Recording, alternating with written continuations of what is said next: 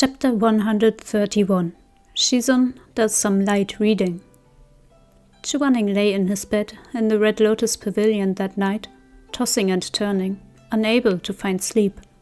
He contemplated how Moran had ended up growing into the man he was now. Mo Zongshi, Mo Weiyu.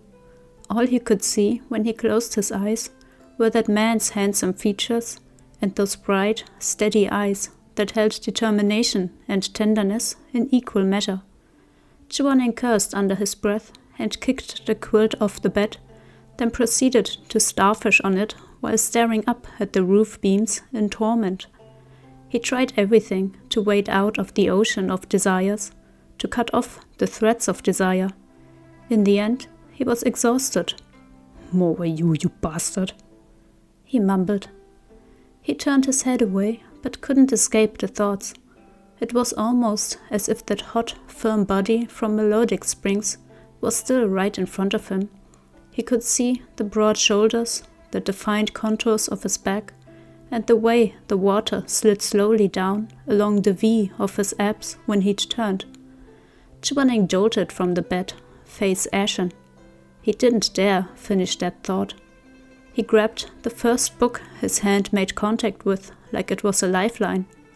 Poor, unfortunate Chu Wanning, to have led such a respectable life, only to be reduced now to using books to distract his inner demons. He didn't know which book he had grabbed out of the stack Xue Meng had bought, but the pages were covered in densely packed rows of tiny writing. Chu Wanning's eyes skated over the words without taking anything in at first, so it wasn't until some minutes later that he realized what it was that he was reading. On that thin paper was written a very neat line of words: size ranking of the cultivation world's young heroes. Chu Wanning knew the words individually, but they didn't make very much sense together. Young heroes, size, ranking? What size? Height? As he read further, he spied a note in small writing. This observational ranking is not a comprehensive listing due to the fact that some young heroes never bathe outside or visit pleasure districts. The following individuals are missing from the ranking: Nan Gongxi and Xu Shuangling of Rufeng sect, Jiangxi of Gu Yuye, Xue Meng, Xie Fengya, and Chu Wanning of Xixing Peak. Chu Wanning blinked. What was that supposed to mean? Surely the heights were pretty obvious even without bathing publicly or going to pleasure districts. And there was even a passing mention of himself. He furrowed his brow and put a finger on the cramped lines to keep his place as he read on, only to choke at the very first name on the list: Mo Weiyu, Gongzi of Xixing Peak, Mo Zongshi. Chu Wanning thought briefly back to Moran's figure. To be fair, he had gotten quite tall, but surely not so tall as to rank number 1. Reading on, it said, seen when bathing at the Hall of Abundant Virtues, an absolute unit, truly awe-inspiring. Chu Wanning blinked in confusion. Bathing at the Hall of Abundant Virtues? Absolute unit? Something felt vaguely off to Chu Wanning, but he really was much too pure of mind and couldn't puzzle it out, even after ruminating on it for quite a while. Thus, he could only keep reading. The person ranked second was a wandering cultivator he'd never heard of. Written beside it was, seen when bathing in the forest, mighty. What is this gibberish? Chu Wanning was a little put off. Perhaps shoes and hairpieces could add to a person's height, but not so much that it would make a difference. Why go so far as to spy on people bathing? Why would this kind of trashy book be popular? Then he saw the third name, Mei Hanshue, direct disciple of the Kunlun Tashur Palace sect leader. The text beside it was different this time. Instead of seen when bathing, it read, measured by one of Chunying Pavilion's girls and corroborated by a number of women from the cultivation world. Meigongzi's endowment could leave a lady so pliant that her body would be like water and her bones like mud, and could also readily service 10 people at night. It was dead silent for a moment. The Yuheng elder's head exploded in a droning buzz. Face red hot and gaze flickering, he flung the booklet across the room with great vigor, like it had burned him, incensed beyond belief. What had he just read? What size? Even if he was dense, he wasn't that dense. What other size could it be? Filthy, shameless, indecent, disgraceful. Even after stiffly sitting in bed for a long while, Chu Wanning was still furious. He got up, picked up the booklet, and blasted it into a million tiny pieces with a pulse of spiritual energy from his fingertips. But like a glowing hot branding iron, the words absolute unit, truly awe-inspiring, had already been seared into his heart with a hiss, leaving his face flushed and his heart thundering. Chu Wanning was a very proper, very upright person. Earlier, at Melodic Springs, he had very consciously kept his eyes up, never so much as glancing in the direction of any place he wasn't supposed to. Besides, all that steam made everything so hazy he wouldn't have seen anything anyway. But with a few words, this filthy tome had managed to paint the image before his eyes. Worse still, words often represented even more fertile ground to the vivid imaginings of the mind than pictures. Absolute unit. Chu Wanning dragged his hands down his face. After a long pause, he grabbed the quilt and pulled it over his head. It was only his first day out of seclusion, and he'd already had the misfortune of suffering this.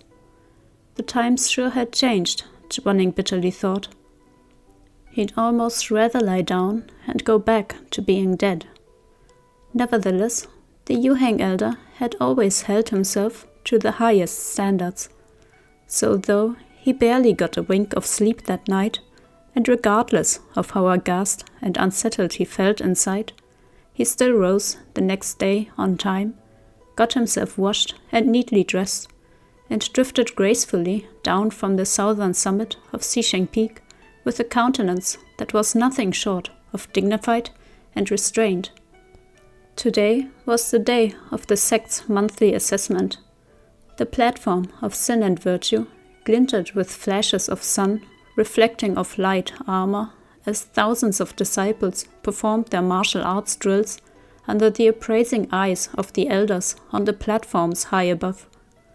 Though he had been absent for 5 whole years, Chu Wanning's seat was still right where it used to be, on Shu Chengyong's left. He ascended the bluestone steps, wearing a weary expression and white robes that trailed on the ground, took his waiting seat with a sweep of those broad sleeves, and leisurely poured himself a cup of tea to sip while he watched. Noting his sullen expression, Chu Chengyong suspected Chu Wanning was mad about Moran missing the banquet last night, so he leaned over and soothed him in a low voice. "Yuheng, Ranno's back." But contrary to expectation, this only earned him a scowl that twitched between Chu Wanning's brows, and an even more deeply sullen expression. "I know, I already saw him." "Huh? Already saw him?" After a pause, Chu Chengyong nodded. "Great, so what do you think? He's changed quite a lot, eh?" Chu Wanning didn't want to talk about Moran, especially considering that he had been cursed with the words absolute unit, truly awe-inspiring, echoing incessantly in his head since yesterday. Neither did he plan to look for Moran in the sea of people below. Instead, he looked down at the table. "That's a lot of fruit and pastries." Chu Chengyong grinned. "You haven't had breakfast yet, have you? Go ahead and eat." Chu Wanning didn't bother with polite refusals. He picked up a lotus crisp to eat with his tea.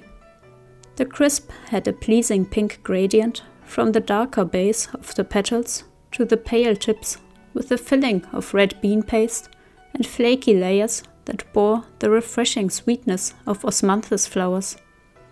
"These taste like they're from Ninan's Breeze Bakery," Chu Wanning murmured, then turned to Chue Chengyong. "They weren't made by Meng Po Hall." "Nope, Runner brought these back for you." Chue Chengyong grinned. "See, the other elders didn't get any." Only then did Chu Wanning belatedly realize that the wooden table before him was the only one laden with piles of fruits and snacks, from pastries to sugared desserts. There was even a small jade-colored porcelain bowl that, when he lifted the lid, turned out to hold exactly 3 sweet tangyuan. Rather than the usual kind made with white, glutinous rice, the skins of these round tangyuan were made with lotus root powder, a Lin'an specialty, so that they were the translucent color of jade. "Oh yeah, Runner borrowed the kitchen at Meng Po Hall this morning to make those. The red one has rose and red bean paste filling, the yellow one is peanut sesame, and the green one's apparently got some fancy tea-based skin made with powdered Longjing tea. Interesting flavors, these. It's too bad there aren't more." Chue Chengyong mumbled. "They're real fancy and all, but he was in there all morning and only made 3. Chu Wanning eyed the tangyuan in silence. "Yuheng, is that enough for you?" A long pause. "Mm-hmm." Chu Wanning nodded. In fact, any time he ate tangyuan, he only ever ate 3. The first was sweet. The second had a nice aftertaste. The third was enough, and the fourth would be too much. It was a lucky coincidence that Moran had happened to make exactly 3, no more and no less, just the way he liked it. Chu Wanning took up the porcelain spoon and scooped up one of the adorably round lotus-powdered tangyuan. He held it to his lips, marveling at how it was just the right size, perfect for eating in one bite, quite unlike the ones Meng Po Hall made for the Lantern Festival, which were so big that they stuck in his mouth and took some effort to chew. The person who had made these tangyuan seemed to know exactly how much his mouth could hold, the exact size the balls needed to be in order to fit comfortably in his mouth.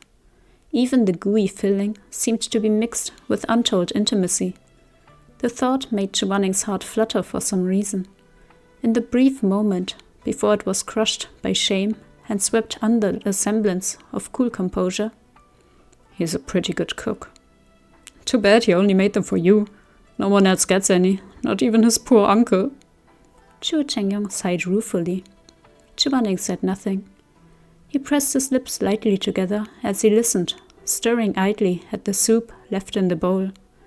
The tangyuan were gone by now, the perfect measure of sweetness slowly spreading in his heart. Once he'd finished the food, Chu Wanning paid no mind to the spirited drills down below, opting instead to pick up a book from the table that chronicled the events at Xisheng Peak over the last 5 years.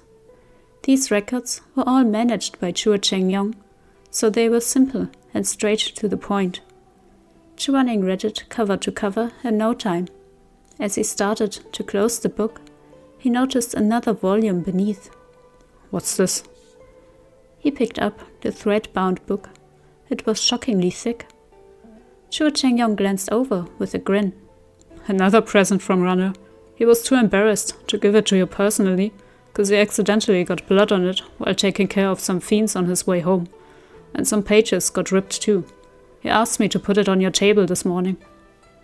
Chu Wanning nodded and flipped open the book, slender fingers trailing across the first page. On it was written in a neat, straight script, "Dear Shizun." His eyes opened a little wider in surprise. Letters written to him?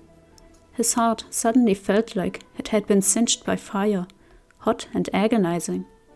He lifted his eyes to look for Moran in the sea of people below, but found only endless rows of glistening armor, like light reflected off the scales of leaping fish.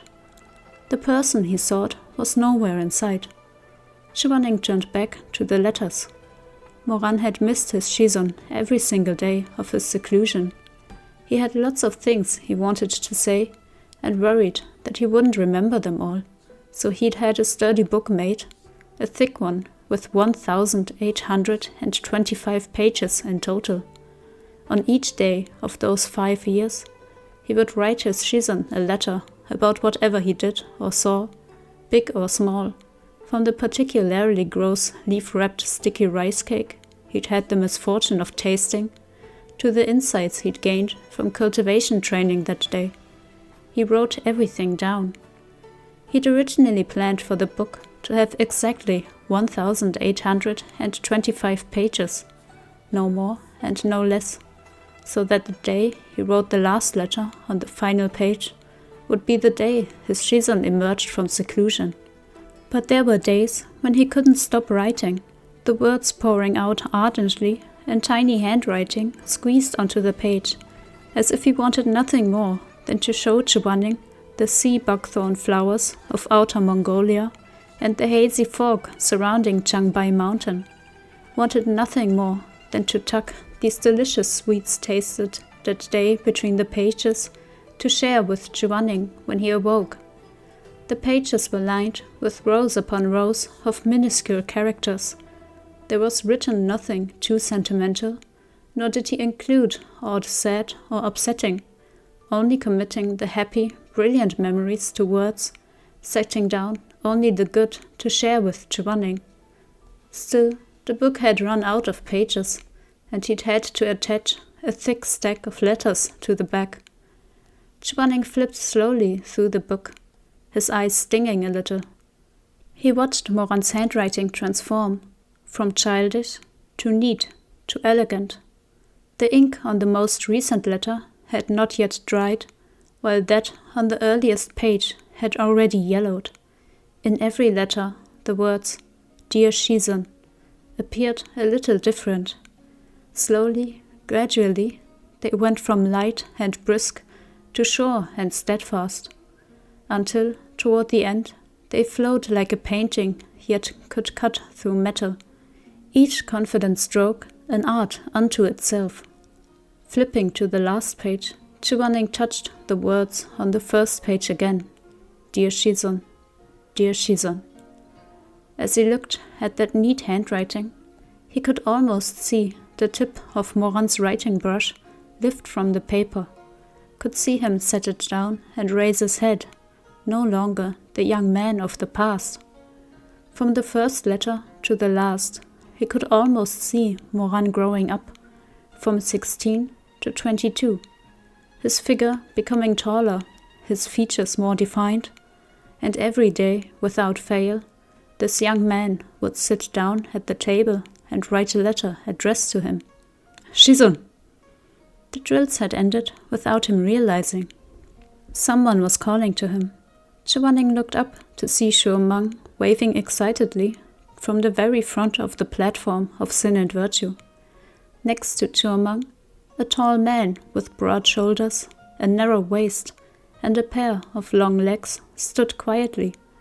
His face flushed from the drills, and a sheen of sweat over his forehead, sleek as a panther's coat under the sun. Noticing Chu Wanning's eyes on him, Moran paused and broke into a smile. In the golden light of morning, his smile was bright and mesmerizing, like the gentle swaying of a sun-bathed cypress.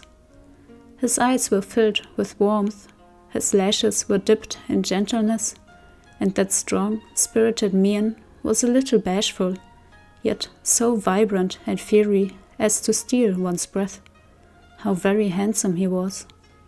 Chu Wanning maintained a carefully neutral expression as he crossed his arms where he was sitting on the high platform and peered loftily down. To any observer, he appeared cool and collected as ever. Little did they know that his thoughts were actually in utter chaos, his insides tied into a million knots of flustered panic. Grinning within the milling crowd, Moran raised a hand and pointed at his own clothes, then at Chu Wanning. Chu Wanning narrowed his phoenix eyes and looked back at him in confusion. Moran smiled even wider. He cupped his hands around his lips and silently mouthed something to him. Chu Wanning was even more confused. The morning breeze danced through gently rustling leaves.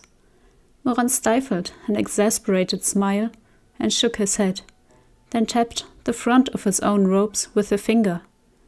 Chu Wanning looked downward. A beat later, his ears turned red.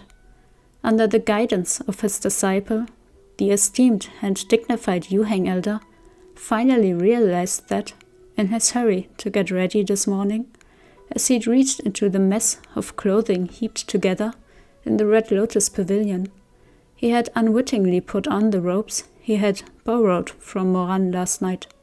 No wonder it had felt like there was something dragging on the ground behind him as he walked today. It was the hem of the robe. "Who were you, the cheek of you?" Chu Wanning turned away in a huff. "You tactless bastard. Why do you only ever say exactly what you shouldn't?"